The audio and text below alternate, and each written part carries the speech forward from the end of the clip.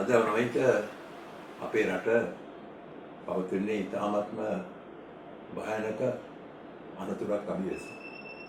රට ආර්ථික වශයෙන් බංකොලොත් වීමේ අවදානමකට අපි මුහුණ දී තියෙනවා. මේ අතර කොවිඩ් වසංගතය මුළු රටම වෙලාගෙන තිබෙනවා. මෙවැනි භයානක තත්ත්වයකට රට වැටී ඇති වේලාවක පාලකයන්ගේ අන්තරෝමතික හිතුවක්කාරී තීරණයක ප්‍රතිඵලයක් වශයෙන් අපේ රටේ කෘෂිකාර්මාන්තය කඩා වැටෙන තත්ත්වයකට ඇති වෙලා තියෙනවා.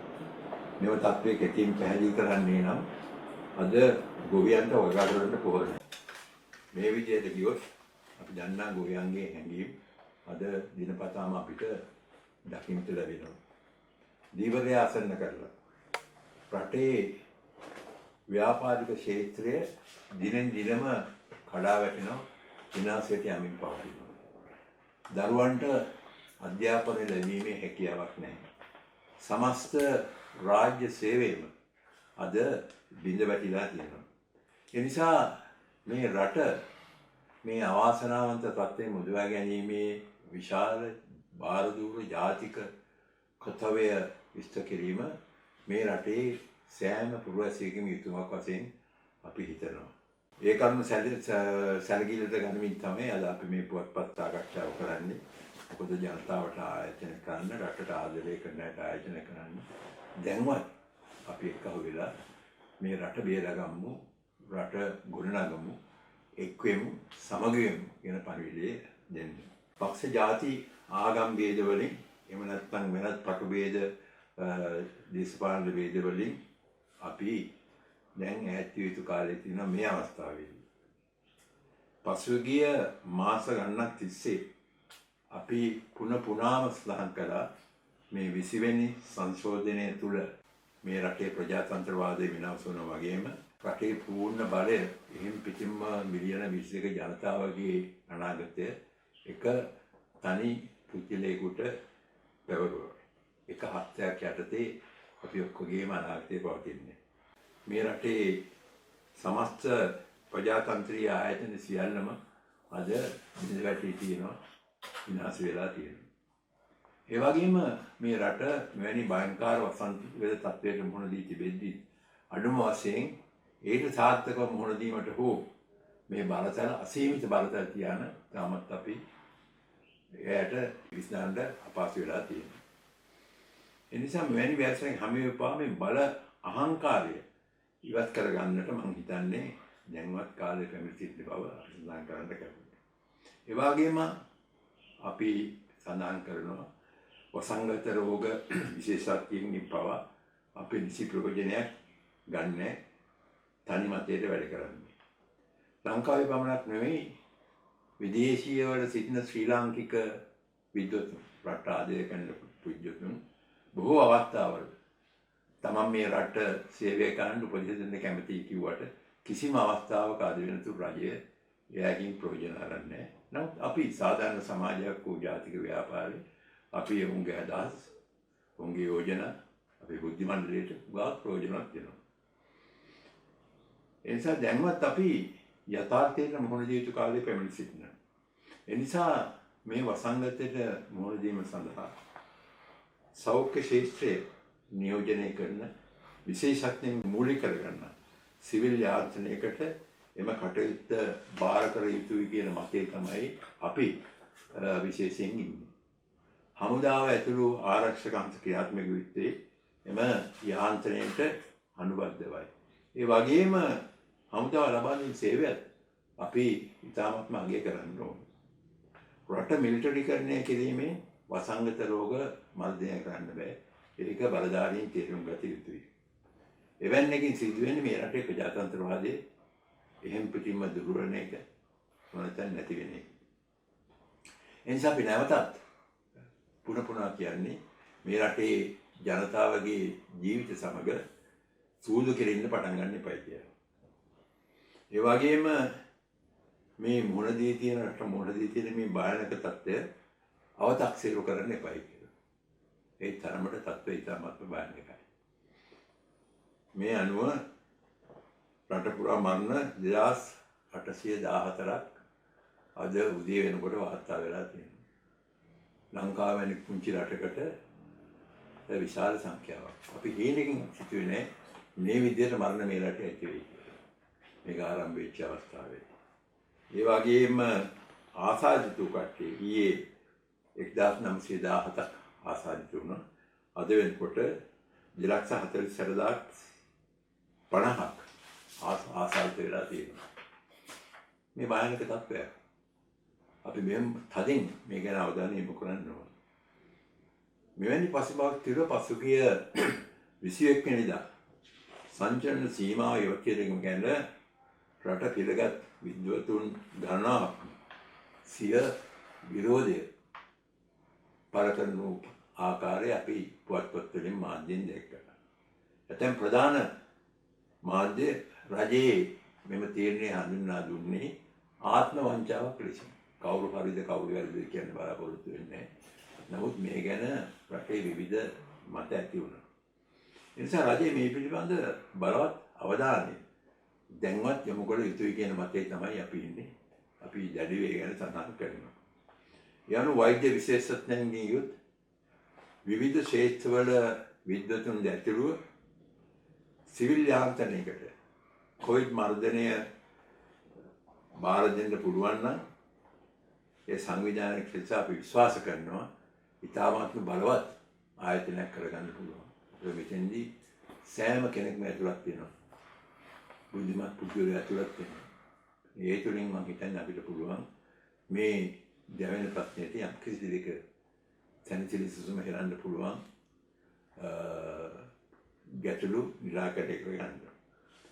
මේට අමතරව තවත් විවිධ ප්‍රශ්න මේ රටේ ඇතිවීම පවතිනවා. මේ රටේ ඊතර මම හිතන්නේ ප්‍රශ්න ඇති කියලා වෙන කිසිම රටක. උදේ නැගිට්ටාම අපි දකින්නේ අලුත් ප්‍රශ්නයක්. උදාහරණයක් බලන්න අපි ගොවියෝ මේ පූර්ණ සැලසුමක් නැතිව කුෂි විශේෂඥයන්ගේ උපදෙස් වලට පිටුපාලා කිසිම තක්සේරකින් තොරව පෝර සම්බන්ධයෙන් රජය ගෙන ඇති අන්තෝමතික තීන්දුව රටේ සමස්ත කුෂිකර්ම ශ්‍රේෂ්ඨයම විනාශ මුඛයට තල්ලු කරන්න පුළුවන් තත්ත්වයකට අද පැමිණ තියෙන බව අපි කියන්නේ. අපි කිසිදාවත් ප්‍රාර්ථනා කරන්නේ වැඩක් මේ රටේ ඇති වෙයි කියලා. නමුත් මේ යන විදියට අපිට පේනවා ඉතාමත් භයානක ප්‍රවණතාවයක් පත් වෙලා තියෙනවා. අද වගා කිරීමට අවශ්‍ය පෝර නැමැතිකමින් රට පුරා ගොවියන් බලවත් අසීරු තත්ත්වයකට පත් වෙලා තියෙනවා. රජයේ මෙම අදූරදර්ශී ප්‍රතිපත්තිය නිසා මේ රටේ කුෂිකර්මය අපි විශ්වාස කරනවා විදුරන් සඳහන් කරනවා සමහර විට නිෂ්පාදනය අවම වශයෙන් 41% අඩු වෙන්න පහත වැටේ කියලා ඒ අය මතපත් කරලා තියෙනවා. ඒ ඉතාමත්ම අවසනාවන්ත තත්ත්වයක්. එවැන්නක් සිදු වුණොත් මේ රටේ ආහාර සුරක්ෂිතභාවයට විශාල හානියක් සිදු වෙනවා. ඒ බිඳ වැටෙනවා. ඒ වගේම විශාල ආහාර අහිමියක් ඇතිවීමේ අනතුරු නිසා ජනතාව බලවත් දුෂ්කරතාවලට පත් වෙන්න පුළුවන්. එවැනි තත්ත්වයක් ඇති වුණොත් මේ රටේ පුරා ලේ හැලෙන විරෝධතාවයක්ද මතුවෙන්න පුළුවන්. මේ බිය අප තුළ තියෙනවා. අපි මිනිස්සුන්ගේ හැඟීම් දකින විට අපිට මේ බය අප තුළ ඇති වෙලා තියෙනවා. ගොවියන්ගේ දුක අපි හොඳින් දන්නවා. ගොවිය සමග අපි ආශ්‍රය කරනවා. අපි ගොවියන් සමග කතා කරනවා. ගොවියන්ගේ දුක අපි දැනුවත් කරලා තියෙනවා. ඒක අහනකොට අපිට ඇති වෙන්නේ බලවත් වේදනාවක්. ගෙවිලියන් තමන්ගේ කනකරකවස් කරලා සමහර විට වගා සඳහා විඳින කරපු ආකාරය, ඒ විනාශ වෙච්ච ආකාරය ගැන කතා කරනකොට ඇත්තම අපිට හදවතට විශාල වේදනාවක් ඇති වෙනවා. ඒ නිසා මෙම කරුණු සම්බන්ධයෙන් අපි රජයට කියන්නේ සාමාන්‍ය ජනතාවගේ මේ පොදු ප්‍රශ්න ගැන සානුකම්පිතව හිතලා බලන්න. ඒ වගේම දැඩි තීරණ අරන් මහජනතාව සලා පෙරන්න එපා. ඒ නිසා මේ හේතුවෙන් මේ රටේ ආර්ථිකය ඉතාමත්ම භයානක අන්දමින් අති ප්‍රබල ලෙස කඩා වැටෙමින් තිබෙනවා. අද වන විට අපේ විදේශ මුදල් සංචිතය ඩොලර් බිලියන 300කට ආසන්නව පහත වැටලා තියෙනවා. ඒ අතිශයින්ම භයානක තත්ත්වයක්. විදේශීය රටවලින් ලබා ගන්නා ඩොලර් වලින් එහෙම නැත්නම් ඩොලර් බිලියන 200ක් පමණ ලබාගෙන ඒ මුදල් යොදා මේ රට ගෙනියන්න පුළුවන් නම් ඒක ඉතාමත්ම සාවද්‍ය චින්තනයක්. khනිජ තෙල් මිල වැඩි කිරීමෙන් රජය తాවකාලික සහනයක් ලැබුවා. නමුත් ඒ සහනය ලැබුවේ මේ රටේ අසරණ ජනතාව විශාල බරක් පැටවීමෙන්. අද ඒ තුලින් ජනතාව පීඩා විඳිනවා. තුන් වේල කන්න බැරි දසදහස් ගණන් පවුල් අපි දන්නවා. පුද්ගලයෝ අපිට කතා කරන අවස්ථා තියෙනවා. නිසා මේ අභියෝගයට මුහුණ දීම තියෙන්නේ රජයේ මේ සම්බන්ධයෙන් තිර තීරණයකට පැමිණිය යුතුයි. අපි දැක්ක පෙරේදා හාල් ටොන් 1000ක් ආනයන කරන්න තීරණය කළා. ඊයේ ඒක අවලංගු කරා. මේ රජයක් වශයෙන් මේවා ගන්නකොට තිර තීරණයකට පැමිණිය යුතුයි. මෙම හදිසි තීරණ ගන්නවා, හදිසි තීරණ වෙනස් කරනවා. ඒක මම හිතන්නේ අපි කාටවත් පිළිරුවක් වෙන්නපත් වෙනවා. හැබැයි සමහර ඇමතිවරුන් වහන්සේ රජයට කිසිම මුදල් ප්‍රශ්නයක්වත් නැහැ. ඕන තරම් මුදල් තියෙනවා කියන ඇමතිවරුත් මේ ආණ්ඩුවේ ඉන්නවා. රටේ ආර්ථික පිළිබඳ අමාරු වේලකෝ දැනමත් තිබේ නම් ඕන් මේ විදිහට කතා කරන්නේ. මේ අතර පාලකයන්ගේ සුඛ විහරණය සඳහා අලුත් යාන වාහන ගෙන්වීම සඳහා රුපියල් කෝටි ගණනින් විදේශ විනිමය නාස්ති කරනවා. මේ තාමත්ම කනගාටුවට කරුණක්. මොකද ජනතාවේ දුක අපි තේරුම් ගත යුතුයි. නමුත් ජනතාවට අවශ්‍ය බොහෝ දේවල් සීමා කිරීම ආරණ්‍ය කිරීමද සීමා වෙලා තියෙනවා. බයිසිකල් ටයර්, ට්‍රැක්ටර් ටයර්, බට්ටා වාහනට අවශ්‍ය ටයර් වගේ දේවල් අද සමහරු කියනවා කොට උඩ දාගෙන ඉන්නවා කියලා. එයාගේ ආදායම මේ නිසා විශාල වශයෙන් කඩා වැටලා තියෙනවා. හැබැයි මේ සම්බන්ධයෙන් රජයේ ස්ථිරසාර පියවරක් ගත්තේ නැත්නම් අපිට පේනවා මේ රටේ ආර්ථිකය තවත් කඩා වැටෙනවා. ජනතාව දිරුඳු බවෙන් තවත් අන්ත වෙනවා. මේ අය ගැන අපි සියලු දෙනාම අනුකම්පා කරමු. ඒ වගේම මේ රටේ ආර්ථිකය මේ ආකාරයට පිළිහිමින් පවතින විනාශ වෙමින් පවතිනකොට අපි දැක්ක අපේ GSP+ සහලේ අහිමෙන් තීරණයක් කරන් තියෙනවා යුරෝපීය සංගමය. ඒක යම් විදිහක අහිමි වුණොත් මම හිතන්නේ අර ආර්ථිකයේ කබලෙන් ලිපිට රැඳෙනවා වගේ දෙයක් වෙනවා. ඒ පාඩුව ඒ විනාශයේ ලේසියෙන් අපිට ගොඩ වෙන්නේ. සමහරු උදම් මැනුවා මේක නැතුව පුළුවන් කියලා. නමුත් ඒ වටිනාකම දන්නේ ඒ ශේෂ්ත්‍රයේ ඉන්න අය, ඒ කර්මාන්තයේ ඉන්න අය, ආර්ථිකය දන්න අය. ඒ වගේම රටේ ආර්ථික නිෂ්පාදනයට මේ නිසා කඩා වැටෙන්න පුළුවන්. අපිට ඒ අවශ්‍ය වෙළඳ පොළවල් නැති වුණොත් ඔය විශාල හානියක් වෙන්න පුළුවන්. ඒ වගේම මේ ශේෂ්ත්‍රයේ ඉන්න විශාල සේවකයන් රාශියකට රැකියා අහිමි වෙන්න පුළුවන්. විශේෂයෙන්ම ඇඟලුම්, තේ, දීවර, කර්මාන්ත ගන්නවා ඒ මගින් දැඩි පසුබිමට ලක් වී තිබේ. ඒ නිසා ශ්‍රී ලංකාව වගකීමෙන් යුතුව කටයුතු කළ යුතු කාලය දැන් පැමිණ සිටිනවා. ඒ වගේම අපි ලෝකයේ අපිට තනි වෙන්න බෑ. ඒ වගේම ශ්‍රී ලංකාව වගකීමෙන් කටයුතු කරන රජයක් බව අපි ලෝකයට පෙන්වා දිය යුතුයි. ලෝකයේ කිසිම රටක් තනිව කටයුතු කරලා දිනුනේ නැහැ. ඒ අන්තර්ජාතික තනි වෙනවා. ඒක අපේ යම් ප්‍රතිපත්තීන් තියෙනවා නම් ඒ වෙනස් වේ යුතු කාලේ කාලානුරූපව වෙනස් වේ යුතු කාලේ පැමිණෙන්නේ. අපිට හතුරන්නේ නැහැ. ශ්‍රී ලංකාවට ජනතාව ලෝක ප්‍රජාව හරි ආදරේ. මම හිතනවා දන්න කරුණක් ඒක. හැබැයි අපිට ශ්‍රී ලංකාවට ප්‍රජාතන්ත්‍රවාදී ඒ වගේම ජනතාවගේ අයිතිවාසිකම් නිදහස ආරක්ෂා කරන බවට පැහැදිලි සාධකයක් අපි ලෝකයට දෙන්න ඕන. ඒ ප්‍රජාතන්ත්‍රවාදී රටවලට ඒ ශීලාචාර සමාජයට අපි දෙන්න ඕනේ අපේ රටේ ප්‍රජාතන්ත්‍රවාදය රැකෙන මිනිස් අයිතිවාසිකම් රැකෙන. ඒ වගේම යුරෝපා සංගමේ සෑම රටක්ම අපේ මිත්‍ර රාජ්‍යයක්. ඒ කිසිම රටක් අපිත් එක්ක මනාප නැහැ. අපේ විනාශ කිරීමේ කිසිම අදහසක් වුන් තුර නැහැ. ඔවුන්ට ඕනේ ශ්‍රී ලංකාව ප්‍රජාතන්ත්‍රී රටක් ලෙස අත්වැල් බැඳගෙන එකට ගමන් කරන්න. වඩා යහපත් ලෝකයක් සඳහා ඔවුන් විශ්වාස කරන නිර්යයන් අපි අනුගමනය කළ යුතුයි. ඒට උන්ගේ ගෞරවය අපිට ලැබෙනවා. අපේ ඉතිහාසයේ සංස්කෘතිය දිහා බලනකොට ශ්‍රී ලංකාවේ ජනතාව ඊයතෙන් මේ ප්‍රජාතන්ත්‍රවාදයේ සුරකිරට ලෝකයේ ගෞරවය දිනාගත්ත රටක්. ඒ වගේම ජනතාවගේ මූලික අයිතිවාසිකම් ආරක්ෂා කිරීම, නීතියේ ආධිපත්‍ය තහවුරු කිරීම, සිවිල් පාලන ව්‍යවහාර ශක්තිමත් කිරීම, අල්ලස හා දූෂණ පිළිදැකීම, මානව ගෞරවය, ප්‍රජාතන්ත්‍රවාදයේ ශක්තිමත් කිරීම එකී වටිනාකම් තහවුරු කරන ප්‍රමාණයකට රටේ ජනතාව ආරක්ෂා වෙන බව අපි වටහා ගත යුතුයි.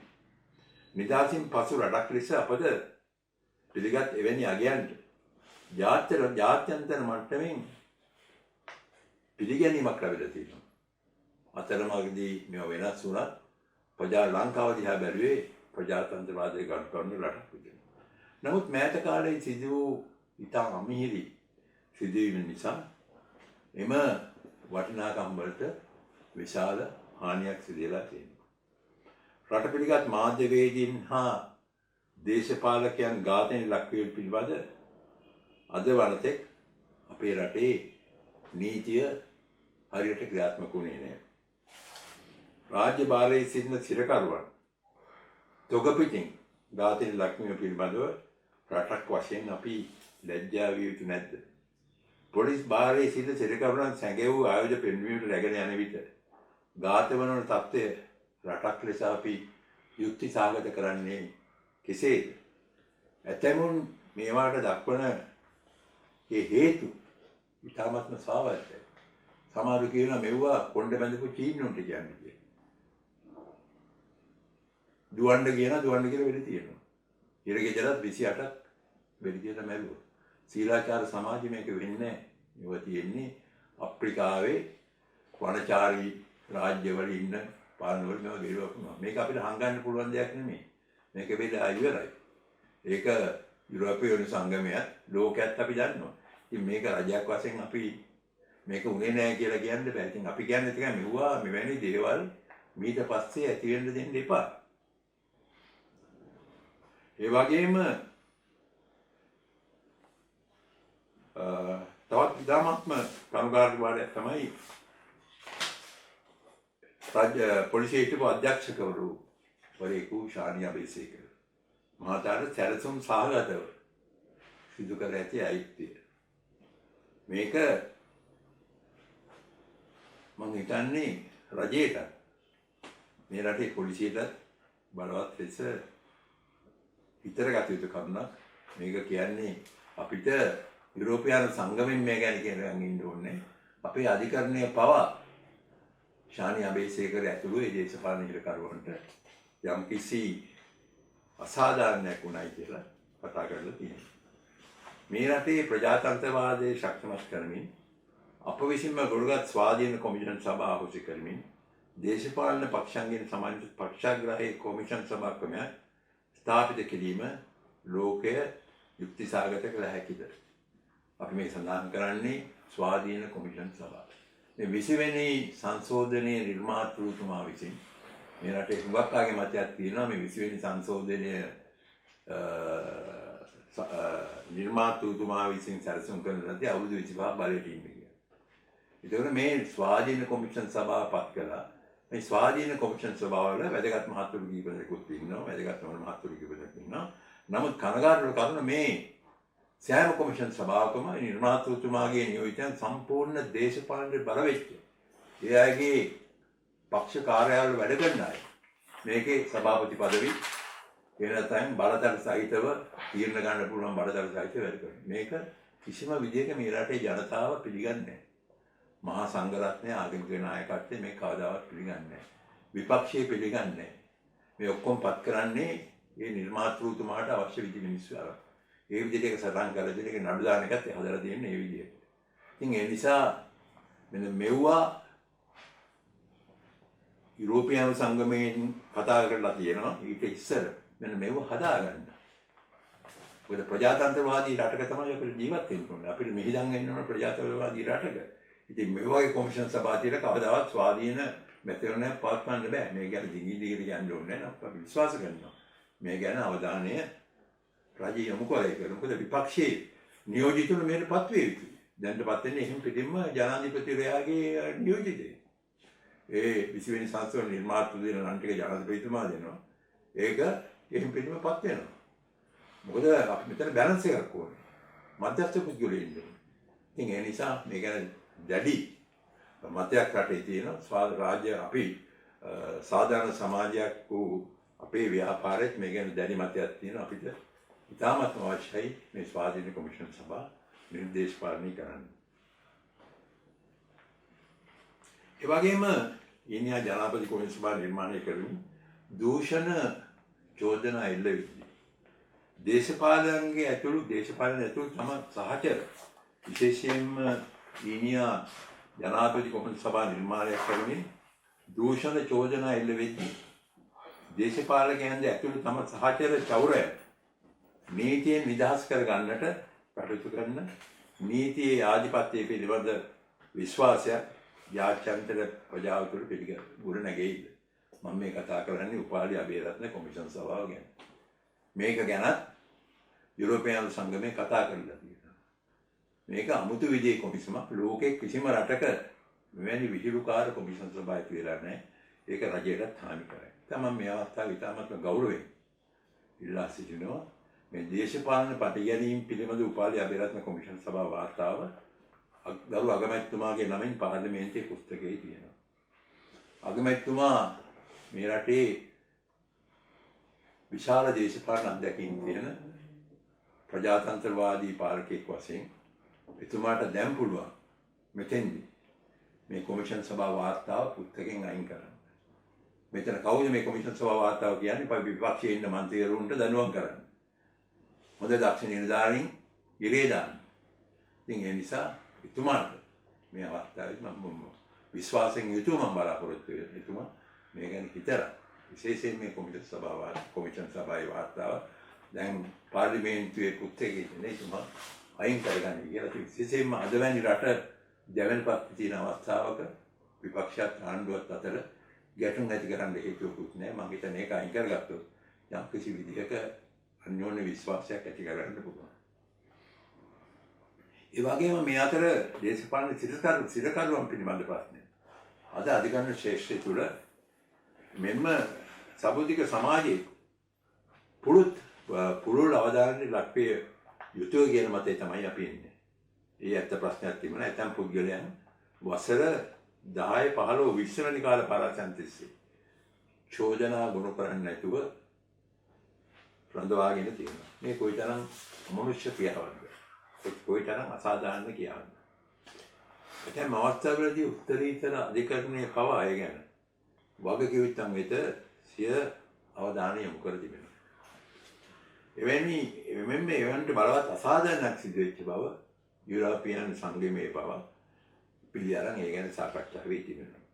ඒ වගේම ඇතැම් පොලිස් නිලධාරීන්ගේ වගකීම් විරහිත ක්‍රියාකලාපයක් හේතුවෙන් මෙවැනි තත්ත්වය ඇති වෙච්ච කියන මතේ ඒ මතත් විශ්වාස කරනවා. අපි පොලිසියේ CID ඒ වගේම කොළඹ අපරාධ පරීක්ෂාංශයේ මේ කඩේ යන පොලිස් නිලධාරී කීප දෙනෙක් ඉන්නවා. අපේ පොලිස් සේවය ඉතාමත් උතුම් විශිෂ්ට පොලිස් සේවයක්. අපි පොලිස් පරීක්ෂණාට ගරු කරනවා. ඉතින් මේ කඩේ යන කීප දෙනෙක් බලවතුන් සතුටු කරන්න, එහෙම නැත්නම් තමන්ගේ උසස් නිලධාරීන් සතුටු කරන්න මේගොල්ල අවංක පුද්ගලයෝ, කෙලින් මැර කරන පුද්ගලයෝ අල්ලලා හිර කරන්න උත්සාහ කරනවා. ඉතින් මම කීප විටක්ම ආයතන කළා පොලිස් පෙතුමාට. එතුමත් විශ්‍රාම යනවා. විශ්‍රාම ගියාට පස්සේ එතුමාට ඒ ගෞරවය රැකගන්න පුළුවන් මේ කඩේ යන කට්ටිය අයින් කරලා හොඳ දක්ෂ අවංක පොලිස් නිලධාරීන් පත් කරගන්න. ඒ වගේම ශ්‍රී ලංකා පොලිසියේ ගෞරවය අපි තාමත් ගල්කුන්න ශ්‍රී ලංකා පොලිසිය තාමත් හොඳ දක්ෂ අවංක කීර්තිමත් පොලිස් නිලධාරීන් අපි ශ්‍රී ලංකා පොලිසියේ ඉන්නවා. අපිට මතකයි මීට අවුරුදු ගන්නකට පෙර ශ්‍රී ලංකා පොලිසිය ආදර්ශමත් පොලිසියක් විදිහට අපේ ශ්‍රී ලංකා පොලිසිය දෙස මැලේසියානු පොලිසිය වගේ පොලිස් දෙපාර්තමේන්තුව අපි දිහා බැලුවා.